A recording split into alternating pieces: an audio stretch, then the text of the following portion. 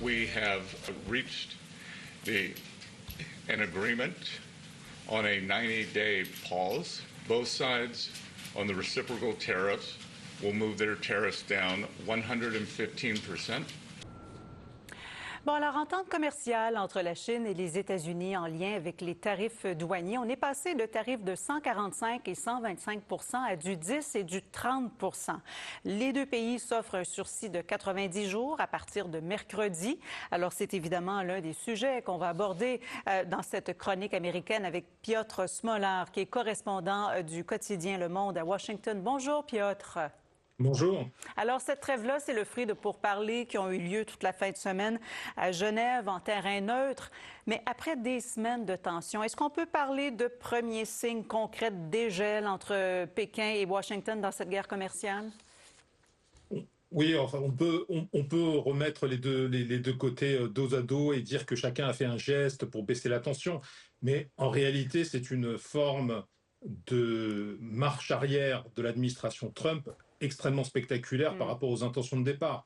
Il est très difficile de trouver une cohérence dans la ligne suivie à Washington, où tout d'un coup, on explose le plafond des tarifs douaniers, on explique que c'est l'avenir de l'industrie américaine qui est en jeu, qu'il s'agit de reconfigurer tout le commerce mondial, on monte jusqu'à 140, 145% de tarifs douaniers, et tout d'un coup, on revient en arrière et on dit que finalement, on va s'entendre avec le régime chinois, que le régime chinois est très constructif.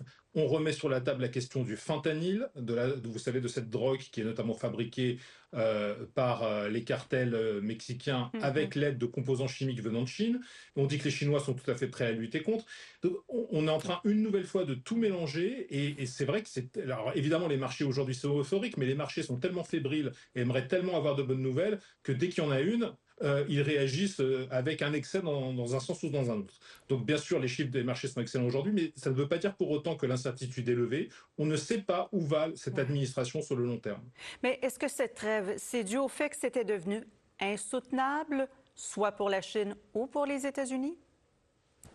Alors l'avantage des dictatures, c'est qu'elles ont davantage de souplesse pour subir ce genre d'épreuves et de périodes difficiles. C'est-à-dire qu'effectivement, pour la Chine, c'était difficile d'un point de vue commercial, mais la Chine s'appuie sur d'autres ressorts psychologie collective que la société américaine, qui accueillerait très très mal si tout d'un coup elle voyait que de façon prolongée, les étals dans les magasins étaient vides et qu'une partie des produits n'étaient plus acheminés. Or, c'est ce qui avait commencé à se faire. Vous savez que les navires qui d'habitude font la liaison entre Shanghai et la Californie avaient arrêté de circuler et qu'il y avait vraiment cette menace dans l'air. Et donc, l'administration Trump prétend que c'est grâce à ses talents d'habile négociateur que la tension retombe. En vérité, encore une fois, on a du mal à voir une ligne cohérente s'exprimer dans les différents agissements de cette administration. Le président américain, ailleurs dans l'actualité, s'envole donc dans les prochaines heures pour le Moyen-Orient. Quels sont les enjeux de cette visite? Alors, les enjeux sont de différentes sortes, mais il faut vraiment dire que cette tournée aux Émirats, au Qatar et en Arabie Saoudite se passe d'abord sous le signe du dollar, sonnant et trébuchant, sous le signe des accords économiques, sous le signe des partenariats, sous le signe des différents contrats qui pourraient être signés, que ce soit dans le domaine de l'énergie, de l'industrie, de l'intelligence artificielle. Et il faut s'attendre à une pluie d'annonces au cours des prochains jours. Mais il y a aussi évidemment d'autres questions qui entrent en ligne de compte.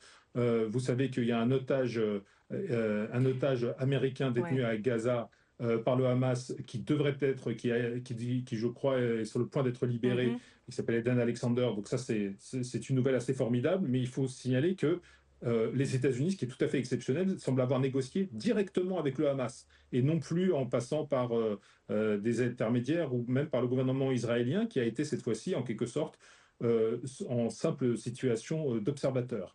Il y a enfin la question du nucléaire iranien. C'est une question qui mobilise l'administration en ce moment. L'administration dit que l'Iran ne peut pas avoir la bombe.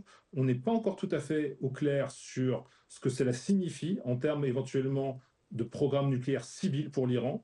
Est-ce que les États-Unis autoriseraient un faible niveau d'enrichissement d'uranium par le régime iranien ou pas? On ne le sait pas encore, mais en tout cas, Donald Trump s'exprimait il y a quelques instants à la Maison-Blanche et il trouvait que les Iraniens négociaient en bonne intelligence et de façon constructive.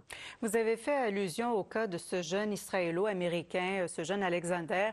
Monsieur Trump ne se rendra pas en Israël. Ce n'est pas prévu pour le moment. Qu'est-ce qu'il faut comprendre de ça? Eh bien, c'est un point très intéressant parce qu'un des plus proches conseillers de Benjamin Netanyahou, Ron Dermer, qui était d'ailleurs ancien ambassadeur à Washington, est venu à la Maison-Blanche récemment, soi-disant à titre privé, pour discuter avec Donald Trump et en particulier, semble-t-il, essayer de le convaincre d'ajouter une étape à sa tournée et de venir en Israël. Or, Donald Trump n'a pas du tout l'intention de faire ça. La seule étape supplémentaire qu'il envisagerait, et ça il nous l'a révélé il y a quelques instants à la Maison-Blanche, il envisagerait éventuellement de se rendre jeudi à Istanbul. Pourquoi à Istanbul?